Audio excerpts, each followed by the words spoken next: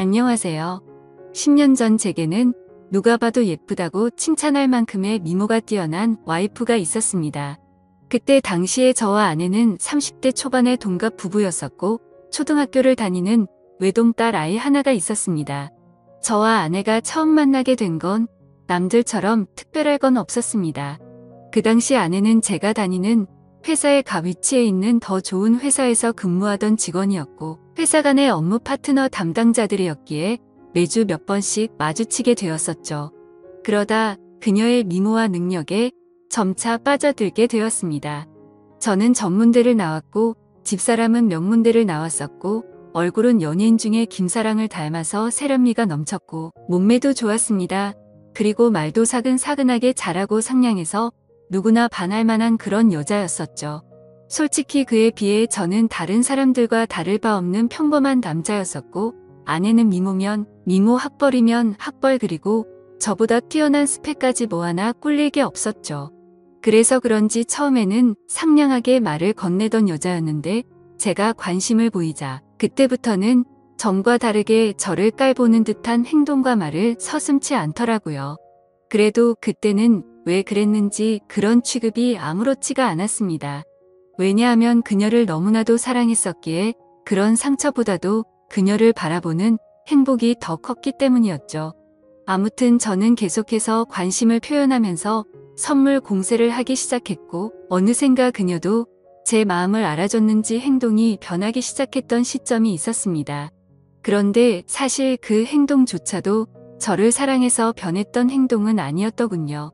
왜냐하면 훗날 결혼하고 나서 술을 마시다 아내가 제게 그때 있었던 사실을 솔깃해 말해줬기 때문입니다. 아내는 그때 당시에 같은 회사의 직원과 비밀 사내 연애를 하고 있었답니다. 그런데 갑자기 아내는 이별을 통보받았고 그 복수심에 저와 알콩달콩한 모습을 보이고 싶어서 그랬었다더군요. 그렇다면 제게 하는 행동을 그 자리에서 같이 볼 수 있었던 사람이었을 테고 누군지 짐작은 갔었습니다. 그때 같이 회의를 하던 사람은 아내의 팀장인 유부남과 여직원 1명 그리고 남자 후배가 1명이 있었죠. 그래서 저는 당연히 후배 남자라고 생각을 했었는데 지금 생각해보니 그게 아니었던 것 같기도 합니다. 아무튼 그때 당시에는 자세한 내막을 알지 못한 저는 그녀의 관심이 행복하기만 했었고 그녀도 저와 같은 마음이라고 확신이 들어서 고백을 하였고 연애를 시작하게 되었습니다. 하지만 저 혼자만의 일방적인 마음으로 시작한 연애는 힘든 시련들이 셀 수 없이 많았습니다. 그녀는 친구들과 술을 마시거나 회식을 하는 날이면 어김없이 연락 두절은 기본이었고 제가 상처를 받든 말든 남자 사람 친구와 둘이서 술을 마신다고 아무렇지 않게 말을 하더라고요. 이미 콩깍지가 제대로 씌워져서 아내의 잘못된 모습들을 모두 다 이해하고 넘어갔던 것 같습니다. 그러다 결국 제가 너무 큰 상처를 받게 되고 그녀와 이별을 선택하게 된 사연이 있습니다.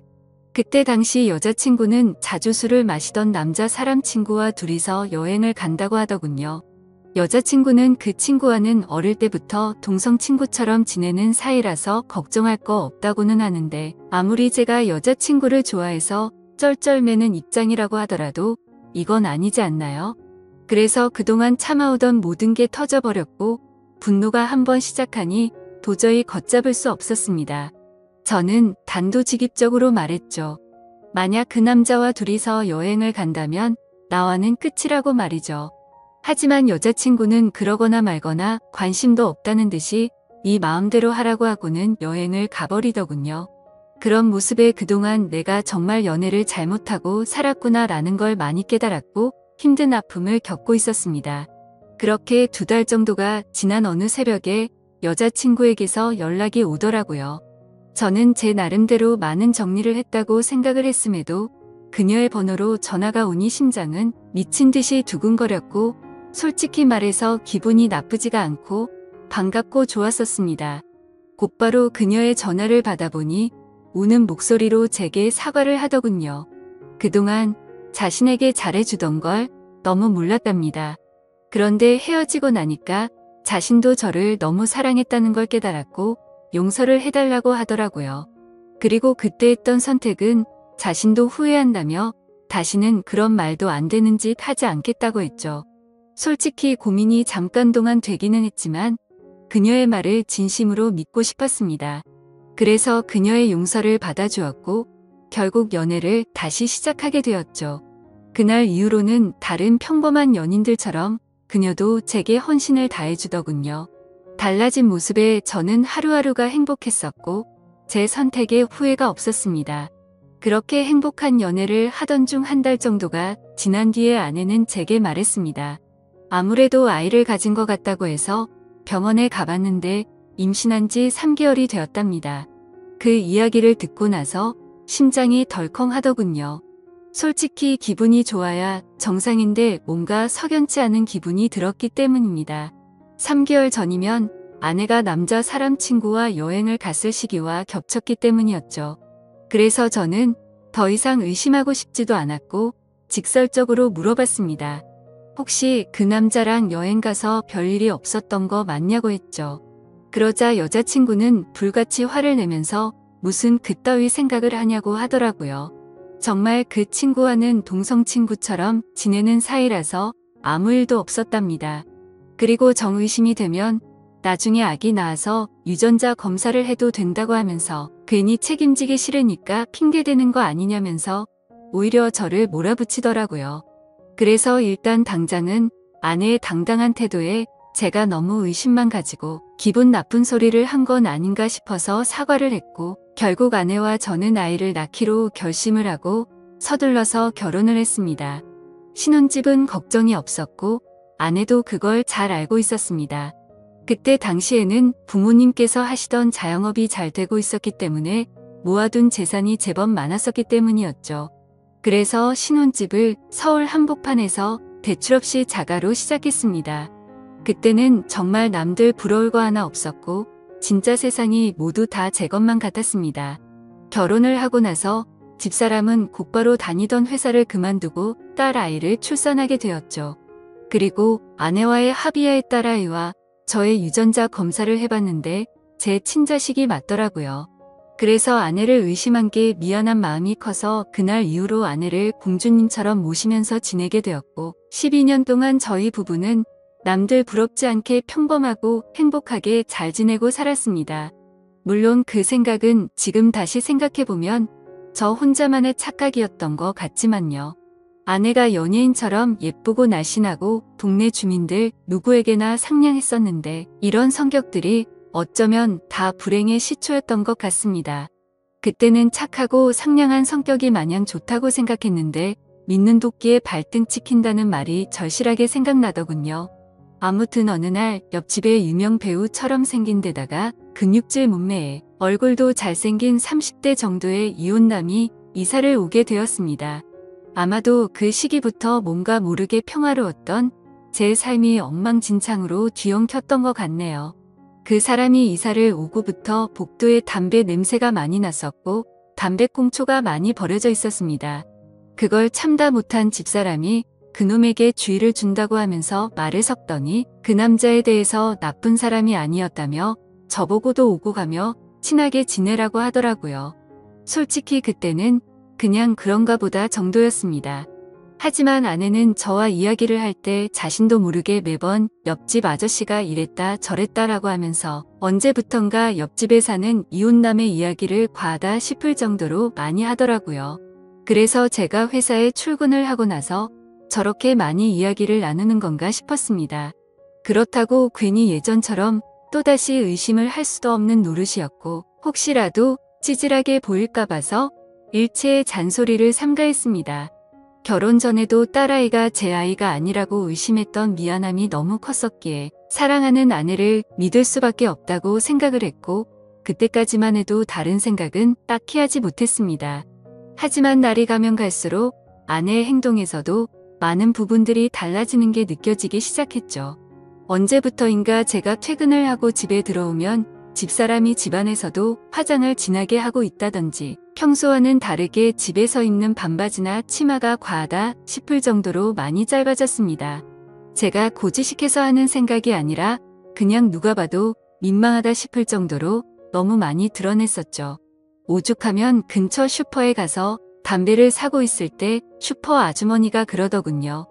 아이 엄마가 너무 노출이 심하다면서 요즘 동네 아줌마들 사이에서도 말들이 많다고 하더라고요.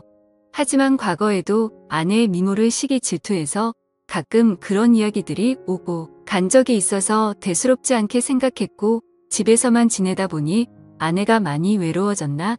라는 생각까지 들더라고요.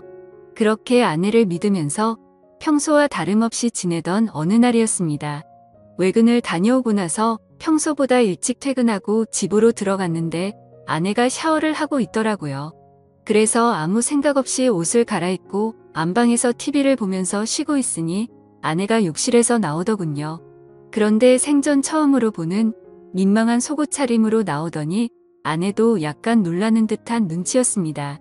아내는 오늘 무슨 일로 일찍 들어왔냐고 하면서 놀라는데 오늘 외근 갔다가 일찍 들어왔다고 말했고 처음 보는 속옷이라고 하니까 기분 전환 겸 샀다고 하더라고요. 그래서 그냥 그런가 보다 생각은 했지만 도저히 주부의 속옷으로 보기는 힘들었습니다. 그냥 기분이 찜찜했지만 그러려니 했고 일찍 마친 김에 같이 장이나 보러 가자고 하고서 아내와 같이 외출을 하게 되었죠. 그렇게 엘리베이터를 기다리고 있는데 옆집에 사는 이웃남도 때마침 문을 벌컥 열고 나오더군요. 그런데 약간 흠칫하는 듯한 모습이 이상하게 생각되었고 같이 엘리베이터를 탔는데도 뭔가 알 수 없는 묘한 기류가 느껴졌습니다.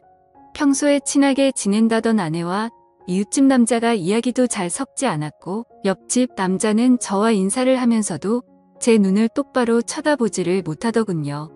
예전에도 이런 모습들이 보였기 때문에 단지 성격이 좀 소극적이거나 수줍음이 많은가 보다 생각했었고 그저 내성적인 사람이려니 생각했었습니다. 그런데 갑자기 저런 모습이 저에게만 그런 건가 싶은 생각이 들었죠. 그래서 마트를 가는 동안 아내에게 물어봤습니다. 옆집 남자랑 친하다면서 왜 어색하게 인사하냐고 했더니 몇 번 마주쳤는데 보면 볼수록 사람이 착하기는 한데 뭔가 어두운 느낌에 멀리 했다고 하더군요. 그러면서 아파트 반상회에서도 아주머니들 사이에서 말이 많았다며 말을 이어갔습니다. 옆집 남자가 원래는 성격도 밝고 착한 사람이었는데 전 부인이 바람을 펴서 이혼을 하고 성격이 많이 변했답니다. 그래서 옆에서 지켜보면 매일같이 술만 마셔대고 담배도 엄청나게 많이 핀다고 하더라고요. 그 말을 듣고부터는 그날 이후로 옆집 남자에 대한 궁금증이 더 생겨나서 유심히 지켜보기 시작했습니다. 술과 담배를 많이 한다는 건 잘 알고 같은데 그런 걸 제외하고는 특별한 문제들은 없어 보이더군요. 옆집 남자는 주말이면 어김없이 교회도 빠지지 않고 혼자서 잘 나가더군요. 단정히 성경책 들고 예배 가는 모습이 인상이 깊었고 그런 모습들이 어두워 보인다거나 다른 생각은 할 수가 없었죠. 그냥 누가 보더라도 겉보기에는 정말로 절대 문제가 있는 사람 같아 보이진 않았습니다. 그리고 눈을 잘 마주치지 못할 뿐 제가 보기에는 인사도 잘해서 친절하고 예의가 바른 사람을 보였고 제가 직접 지켜본 옆집 남자는 아내가 말했던 모습과는 전혀 달랐기에 의심이 싹트기 시작했습니다. 솔직히 말해서 제 아내가 유부녀라고는 하지만 매일같이 운동을 다니면서 관리를 잘해서 아이를 출산하기 전처럼 몸매도 좋았고 피부 관리도 항상 잘해왔기에 20대 중반으로 밖에 보이지가 않았죠. 그래서 길을 가다가도 남자들이 10명 중에 5명은 다시 쳐다볼 정도로 훌륭했었기에 옆집 사는 남자도 충분히 관심을 가지고서 저 몰래 들이대지 않았을까 싶었습니다. 그리고 그때부터는 별의별 생각이 다 들더라고요. 외근하고 일찍 들어간 날도 아내가 굳이 그 시간에 샤워를 하고 있었던 것도 수상했고 왜 그때 때마침 옆집 남자는 외출을 했으며 서로가 어색해했던 이유가 뭘까 이런 생각이 들었죠.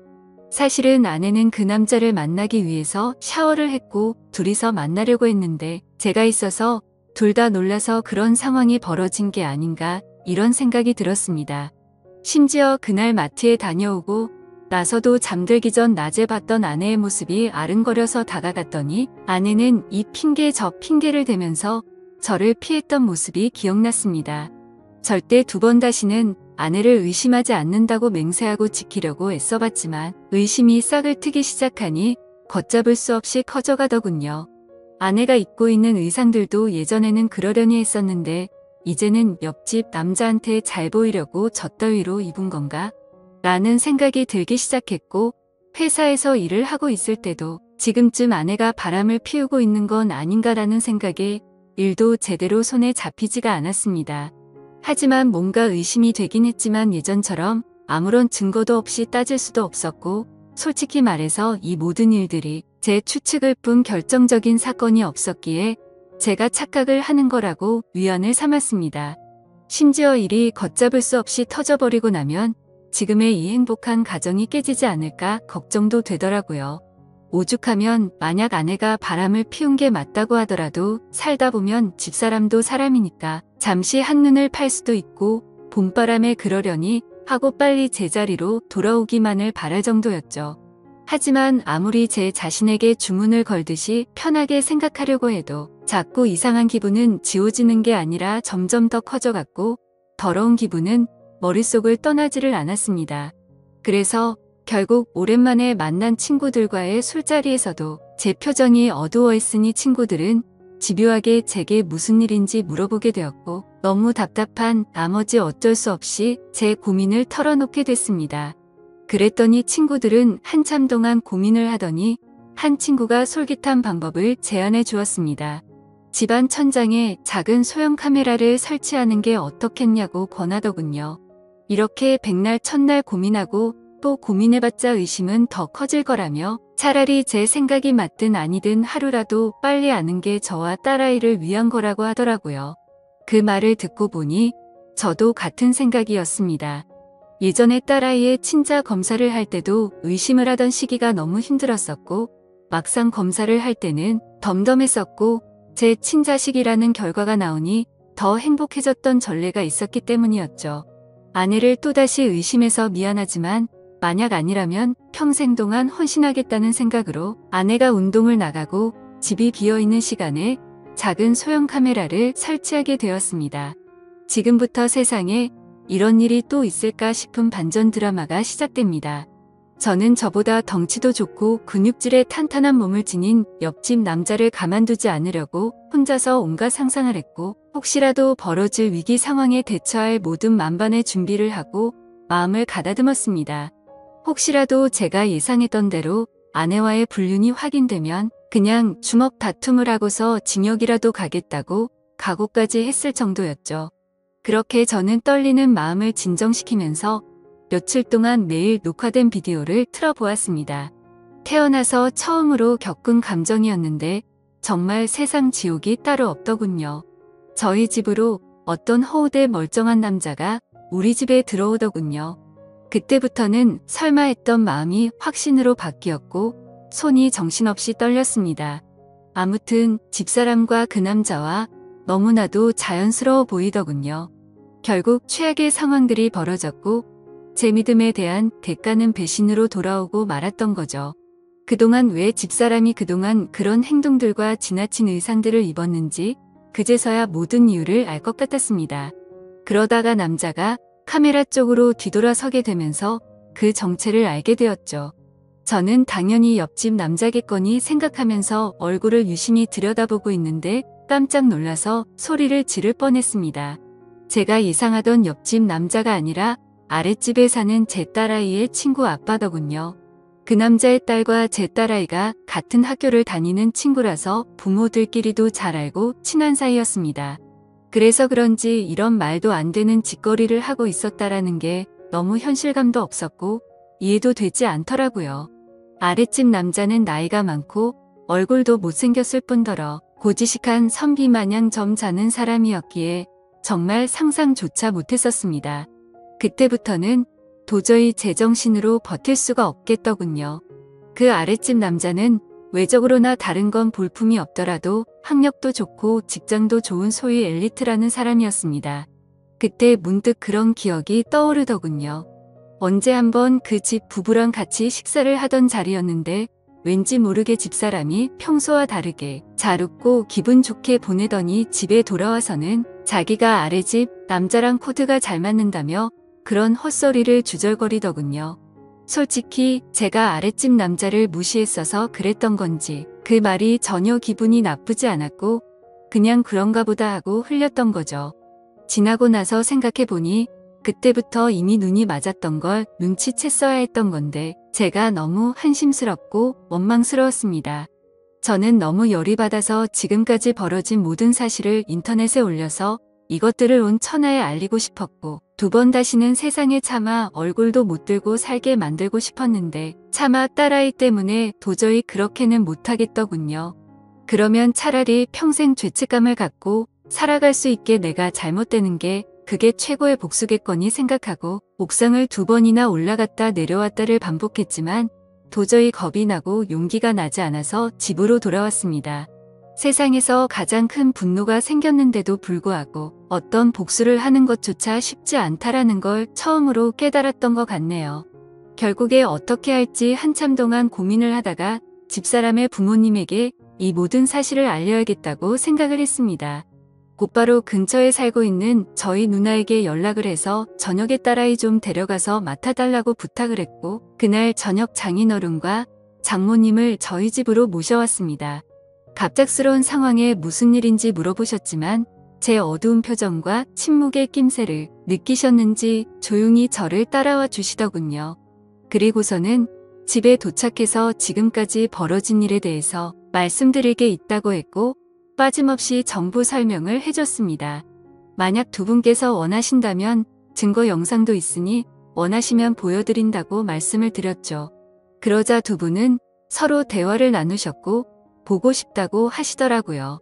그래서 저는 아무 말 없이 녹화된 영상을 틀어드렸습니다.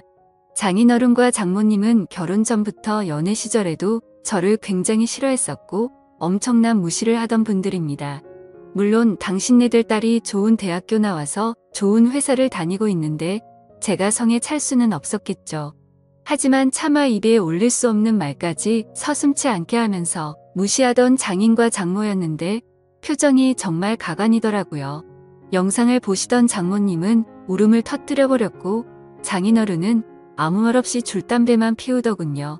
그렇게 이야기를 마치고 난 뒤에 장인 장모는 집으로 가셨고 몇 시간 뒤 집사람이 정신 나간 사람처럼 문을 열고 들어와서는 문이 부서질 듯이 문을 닫고서는 들어오더군요. 아내는 지금 제정신이냐고 적반하장으로 나왔습니다. 네가 뭔데 나에게 있던 일을 자기 부모에게 말도 없이 말했냐며 욕을 하기 시작하더라고요. 그냥 이혼하면 쉽게 끝날 문제인데 이를 왜 키우냐고 하면서 이혼하자고 발악을 하면서 대들더군요. 그 모습을 보니 너무나도 허탈했고 슬퍼서 오히려 제가 눈물이 다 났습니다. 저에게 미안하다고 한마디만 했었더라도 많은 게 달라졌을지도 모릅니다. 차라리 거짓말이라도 하면서 울고불고 빌었더라면 다시는 안 그러겠다고 매달렸다면 아마도 저는 용서했을지도 모릅니다. 그때는 제 목숨보다 소중했고 제 모든 걸 줘도 아깝지 않아서 정말 소중하고 과분했던 집사람이었죠. 그만큼이나 저는 진짜 많이 아내를 사랑했었습니다. 너무 화가 났지만 차마 집사람을 건드릴 수는 없었기에 저는 그냥 바닥에 뒹굴면서 서럽게 통곡을 했습니다. 결국 집사람과는 이혼을 하기로 했고 아내에게 귀책 사유가 있었기에 딸아이는 제가 맡기로 했습니다. 그리고 아랫집 그 정신나간 유부남도 이 모든 사실이 드러나자 그 유부남의 아내가 회사에서 한바탕 난리를 치는 바람에 불명예 퇴직을 당하게 되었고 결국에는 이혼까지 당했다고 하더군요. 그리고 당장은 집에서 아이를 키울 사람이 없었기에 독신으로 지내고 있던 누나가 저희 집으로 들어와서 딸아이를 잘 키워줬습니다. 가진 거라고는 집 하나 딸랑 있었는데 그 집을 팔고 싶지는 않았습니다. 당장 팔면 너무 막심한 손해였을 뿐더러 온전히 제 딸아이에게 물려주고 싶었기 때문이죠. 그래서 저는 제 딸아이에게 모든 걸 다 해주고 싶어서 정말 열심히 살았습니다. 나름대로 수입이 적지는 않았던 덕분도 있었고 제가 열심히 하는 만큼 수익은 더 늘어났기에 항상 추가 근무를 지원해서 했고 일 없는 날에는 대리기사도 뛰면서 정말 열심히 살았습니다. 제가 부족해서 엄마 없이 키운 죄를 물질적으로 풍족하게 해서라도 딸아이에게 모든 걸 보상해주고 싶었죠. 저는 5년째 낡은 구두를 고쳐가며 신어도 제 딸의 옷과 신발은 꼭 유명 메이커로 사서 입히고 신겼습니다. 딸이 원하면 유학도 보내주고 원하는 건 다 해주고 싶었고 시집갈 때도 진짜 잘해주리라고 마음먹고 악착같이 일만 했습니다.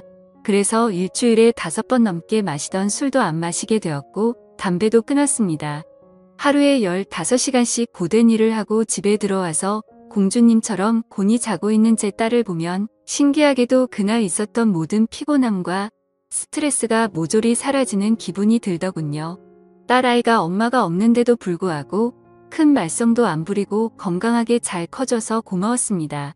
쌓여가는 딸의 시집 미천 통장 잔고가 쌓여가는 걸 보면서 제 인생도 제자리를 찾아가는 기분이었죠. 그러다 딸아이가 초등학교를 졸업하고 중학교 들어갈 때쯤 저에게 중매가 들어왔습니다.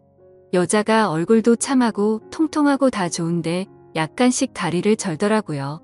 공부도 많이 하지 못했고 집안에 돈을 보태주느라 모은 돈도 500만 원 정도밖에 없다고 했습니다. 허우대 멀쩡해서 예쁜 몸 자랑하느라 이 남자 저 남자한테 눈웃음 치면서 사는 여자보다는 낫다고 생각들더군요. 다리를 절어도 마음을 저는 것보다 제대로 정신 박힌 여자가 훨씬 더 낫겠지라고 생각을 했습니다.